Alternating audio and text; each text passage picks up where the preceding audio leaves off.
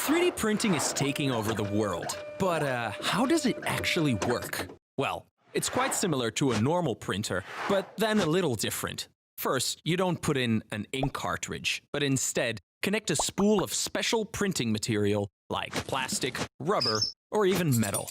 And you don't print boring text documents, but real-life models of what you've just made on your computer screen. Simply awesome. Right now, you can buy a 3D printer yourself and make complex 3D models with modeling software. But if you're not really a wizard with all that technical stuff, you can buy personalized 3D models online, like fancy toys, bracelets, or phone cases.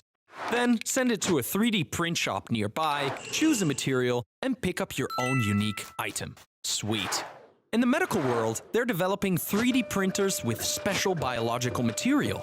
They're working on printing heart valves, ears, bones, skin, and even printed a small human kidney that can live for 3 months. It's just amazing. And hold on to your seats, they're developing a 3D printer that can print in space and are planning to print a moon base. A moon base! But, still, the coolest thing you can print with a 3D printer is another 3D printer. Booyah!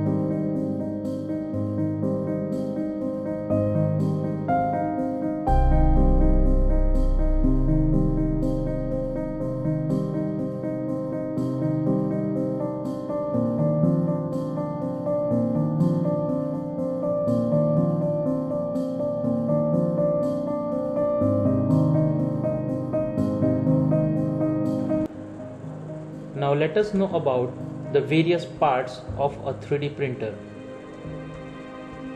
First is the filament wire.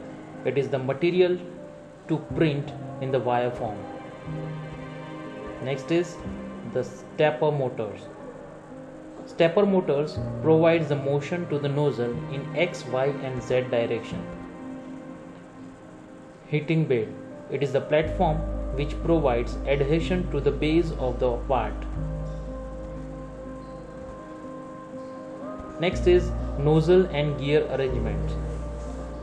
Gears pulls the wire from the spool to the nozzle for melting. Sensor. It avoids the collision of nozzle and the bed. Cooling fan. It prevents the excessive heating of the nozzle. The part is first modeled in the softwares like SolidWorks, Fusion 360, Tinkercad, 3D Builder, etc. with the file extension .stl, that is stereolithography. Then it is imported to the software Cura. So this is the layout of software Cura which we are using at our Institute for 3D Printing. In the basic settings, first we have layer height, which indicates that each printed layer will be of 0.1 mm height. It can be 0.2, 0.3, 0.4, but lower the value, higher will be the accuracy of machine. Time to print the part will be the product of number of layers to the layer height. Next is shell thickness.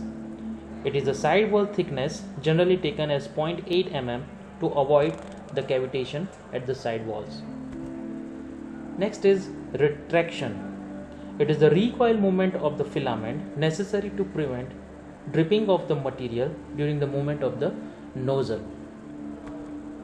In the field segment, we have bottom and top thickness, which can be taken from 0.5 mm to 1 mm according to the strength of the object required at the top or the bottom surface.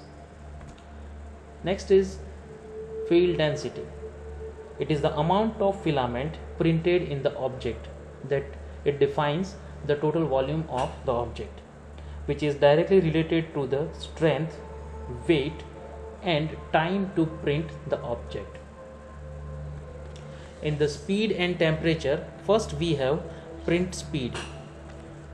It ranges from 25 mm per second to 50 mm per second, which is directly the movement of nozzle. Next is printing temperature. It varies with the melting point of the material. So for different material, temperature will be different. Bed temperature. Heated bed will provide binding to the printing object. So during the printing, the object can remain still. For that, for different material, different bed temperature settings are used. In the support segment, first support type, it is provided to support the hanging portion of the part, which can be easily removed in the post processing. The support which is provided will be of the same material or can be of different material but can be easily removed. And the last is platform adhesion type. To provide adhesion to the base of the part,